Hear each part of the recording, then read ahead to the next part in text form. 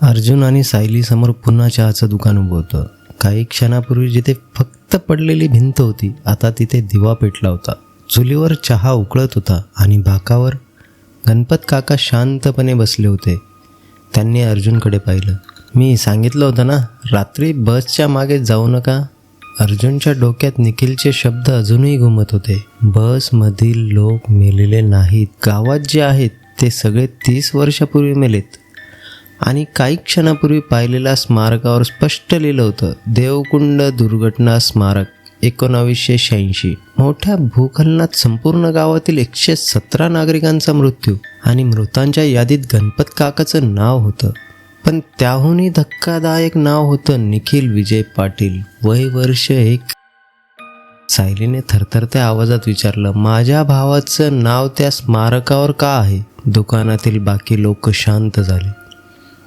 गणपत काकाने हातातील चहाचा कप खाली ठेवला. हा प्रश्न सकाळ होण्याआधी विचारायला नको होता. अर्जुन त्यांच्यासमोर बसला. आत्ता आम्हाला सगळं सत्य हवं आहे. गणपत काका काही क्षण शांत राहिले, मग म्हणाले, ठीक आहे, पण एक अट आहे. पहाटे 5 वाजण्याआधी तुम्ही दोघांनी गाव सोडलं पाहिजे. सायलीने विचारलं, नाही तर?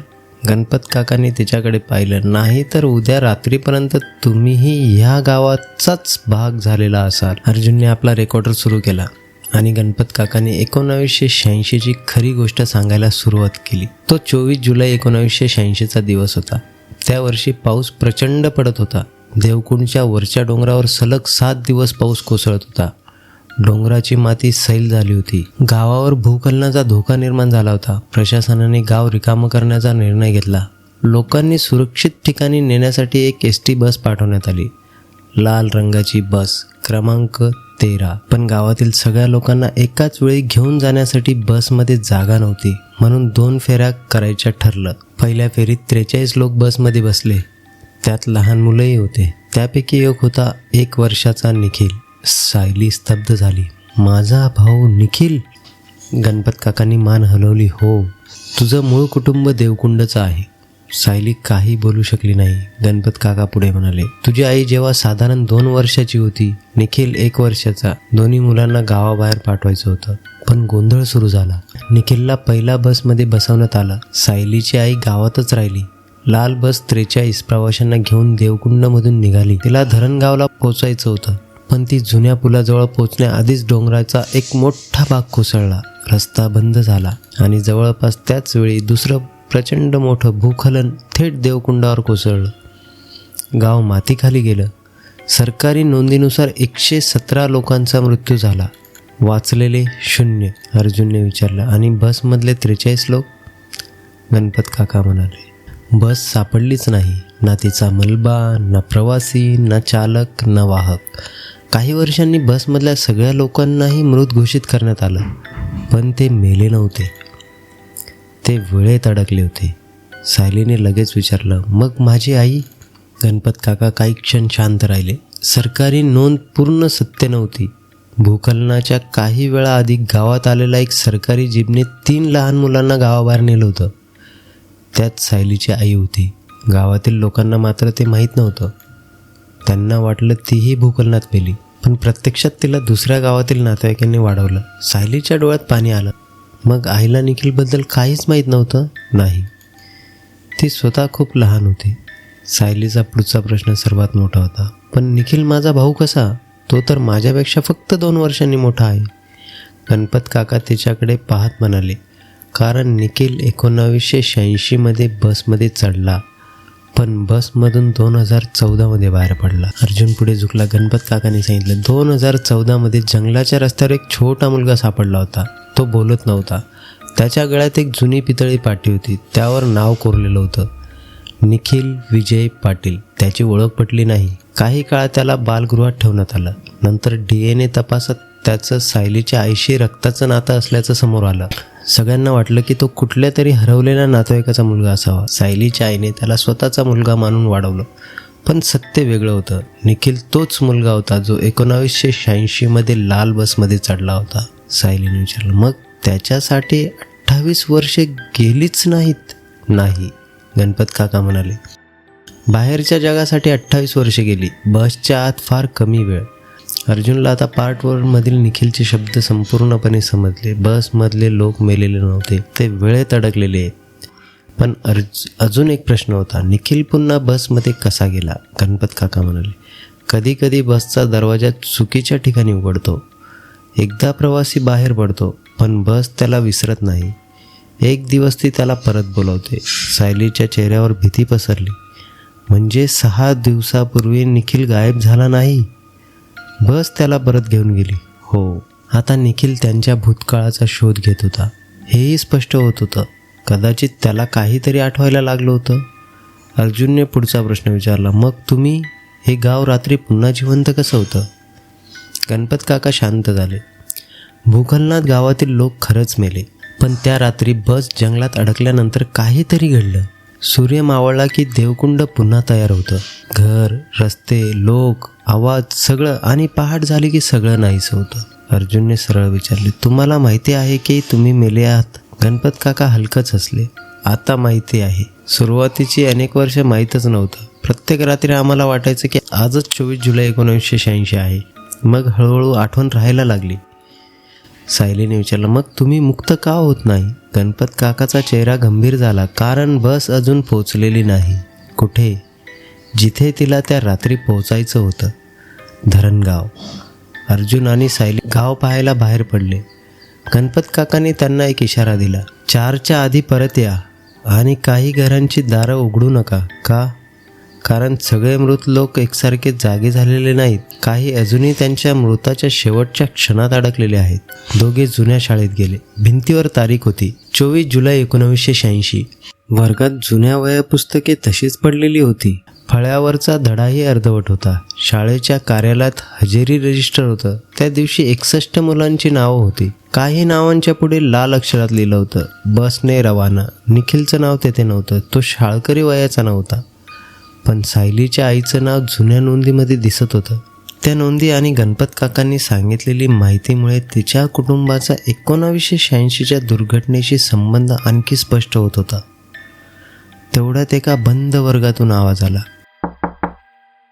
आई आली का? सायली थांबली. आतून एका लहान मुलाचा आवाज होता. दार उघडा, पाणी येतंय. सायली दाराकडे गेली. अर्जुनने तिला पकडलं. गणपत काकांनी काय सांगितलं ते आठव.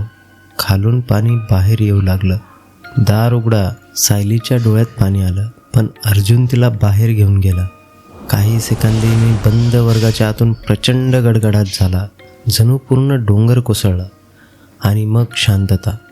दोघांना समजलं, त्या वर्गातील मुलगा प्रत्येक रात्री स्वतःच्या मृत्यूचे शेवटचे क्षण पुन्हा जगत होता. गावाच्या मध्यभागी एक जुना घड्याळाचा मनोरा होता. त्याची वेळ थांबली होती, 12:17. पण अर्जुनच्या मोबाईलमध्ये 3:20 झाली होती. सायली म्हणाली, पुन्हा तीच वेळ. अर्जुनने मनोराचा फोटो घेतला. बस आणि गाव दोघांची वेळ एका क्षणात अडकली होती. परतताना गणपत काकांनी त्यांना जुनं पोस्ट ऑफिस दाखवलं. तिथे अनेक पत्र पडली होती. काहींवर 1995, काहींवर 2002, काहींवर 2014. अर्जुनने विचारलं, 1986 गायब झालेल्या गावात नंतरच्या वर्षात पत्र कशी? गणपत काका म्हणाले, तुमच्यासारखे जिवंत लोक कधी कधी गावात येतात. काही जण इथे काहीतरी लिहून ठेवतात. पहाटे गाव नाहीसं झालं तरी त्या वस्तू त्या चक्राचा भाग बनतात. एका पाकिटावर लिहिलं होतं, पुढचा पत्रकार आला तर त्याला द्या. पत्र 2009 होतं. एका पोलीस अधिकाऱ्याने लिहिलं होतं. अर्जुनने ते उघडलं. त्यात लिहिलं होतं, मी बसचा पाठलाग केला. रस्त्याच्या शेवटी काळा रेनकोट घातलेला एक माणूस दिसला. तो गावाला घाबरत नाही, उलट गाव त्याला घाबरतं. तो बसमध्ये चढू इच्छित नाही, तो बसमधून बाहेर पडू इच्छितो. जर तो कधी गावाच्या वेशीपलीकडे दिवसाच्या उजेडात दिसला तर समजा नियम तुटत आहेत. अर्जुनने पत्र पुन्हा वाचलं. हा पोलीस कोण? कदाचित जगतापचा गायब झालेला सिनियर. गणपत काका म्हणाले. अचानक गावातील कुत्रे जोरात भुकायला लागली. दुकानातील लोकांचे चेहरे बदलले. एक माणसाने पटकन दार बंद केलं. गणपत काका उभे राहिले. तो आला. कोण? गणपत काका कुजबुजले. रस्ता राखणारा. अर्जुनने खिडकीतून बाहेर पाहिलं. गावाच्या वेशीवर एक उंच माणूस उभा होता. अंगावर जुना काळा रेनकोट, डोक्यावर काळी टोपी, हातात लांब लोखंडी काठी. चेहरा अंधारात दिसत नव्हता. तो गावात येत नव्हता, फक्त वेशीबाहेर उभा होता. अर्जुनने कॅमेरा त्याच्याकडे गेला. त्या माणसाने लगेच मान वळवली. इतक्या अंतरावरूनही त्याला कॅमेरा दिसला होता. तो अर्जुनच्या दिशेने चालू लागला. गणपत काकाने अर्जुनला आत खेचलं. कॅमेरा बंद करा. बाहेर लोखंडी काठी जमिनीवर आपटण्याचा आवाज येऊ लागला. दुकानातील दिवा विझला. सगळे शांत. तो माणूस दाराबाहेर थांबला. त्याने दार उघडलं नाही, फक्त म्हणाला, पहाट जवळ आले आहे, जिवंत लोकांनी निघावं. अर्जुनने आतून विचारलं, तुला आम्ही कोण आहोत माहिती आहे? उत्तर आलं, मला प्रत्येक प्रवासी माहिती आहे. अर्जुनने विचारलं, तू कंडक्टर आहेस? उत्तर आलं नाही. काही क्षणांनी त्याचा पावलांचा आवाज दूर गेला. घड्याळात 4:10 झाली होती. गणपत काका म्हणाले, आता निघा. सायलीने नकार दिला. निखिलला सोडून जाणार नाही. आज त्याला घेऊन जाता येणार नाही, पण पुढची बस उद्या रात्री येईल. अर्जुनने विचारलं, ती दरवर्षी येते ना? गणपत काका म्हणाले, निखिल परत बसमध्ये गेला आहे, त्यामुळे नियम बदलले. आता बस सलग 5 रात्र येईल.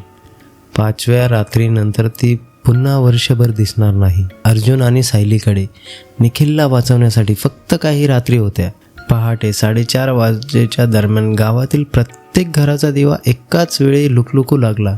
लोक आपापल्या घराकडे जाऊ लागले. गणपत काका म्हणाले, हा इशारा आहे, 5च्या आधी बाहेर पडा. सायलीने विचारलं, तुमचं काय होतं? आम्ही पुन्हा त्या शेवटच्या क्षणात जातो. पाऊस, आवाज, कोसळणारी माती आणि मग काहीच नाही. पुढच्या सूर्यास्तापर्यंत. अर्जुन आणि सायली गावाबाहेर निघाले. सकाळचे 5 वाजले. अर्जुनने मागे पाहिले. देवकुंड गायब होत होतं. घरांचे दिवे एका मागून एक बंद झाले. भिंती धुक्यात विरघळल्या आणि काही क्षणात पुन्हा फक्त अवशेष उरले. अर्जुन म्हणाला, आपल्याला धरणगावचा जुना रस्ता शोधायचा आहे. सकाळी दोघे जिल्हा अभिलेख कार्यालयात गेले. जुने नकाशे, ST बस मार्ग नोंदी, अपघाताचे रिपोर्ट सगळं तपासलं. एका जुन्या नकाशावर देवकुंड ते धरणगाव रस्ता दिसत होता. मध्ये एक छोटा थांबा होता, काळेवाडी जंगल थांबा. 1986 नंतर कोणत्याही नकाशावर तो नव्हता. मग अर्जुनला ST विभागाची जुनी फाईल मिळाली. बस क्रमांक MH124413, चालक शंकर पवार, वाहक दत्तू मोरे, एकूण प्रवासी 43. पण खाली एक विशेष नोंद होती. अर्जुन ती वाचून थबकला.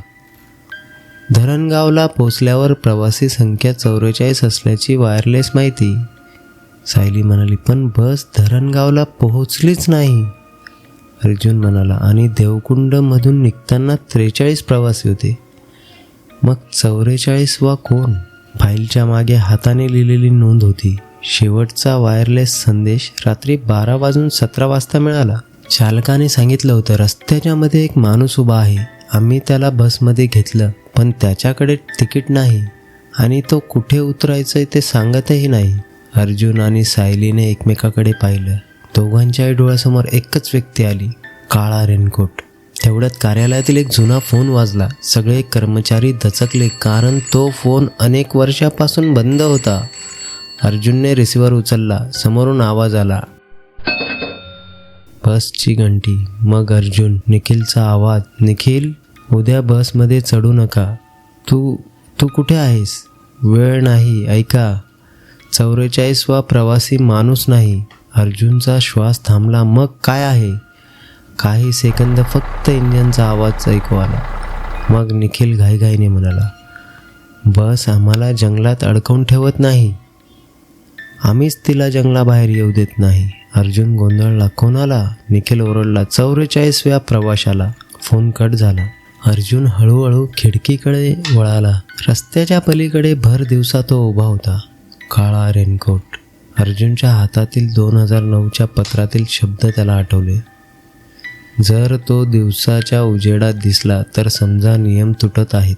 आज तो दिवसाच्या उजेडात उभा होता आणि यावेळी त्याचा चेहरा स्पष्ट दिसत होता, किंवा दिसायला हवा होता, कारण टोपीखाली चेहराच नव्हता, फक्त खोल काळी रिकामी जागा. काही क्षण तो अर्जुनकडे पाहत असल्यासारखा उभा राहिला आणि मग गायब झाला. अर्जुन आणि सायलीने तपास थांबवला नाही. त्यांनी 1986 मध्ये या प्रकरणावर काम केलेल्या एका निवृत्त तलाठ्याचा पत्ता शोधला. नाव वसंत जोशी.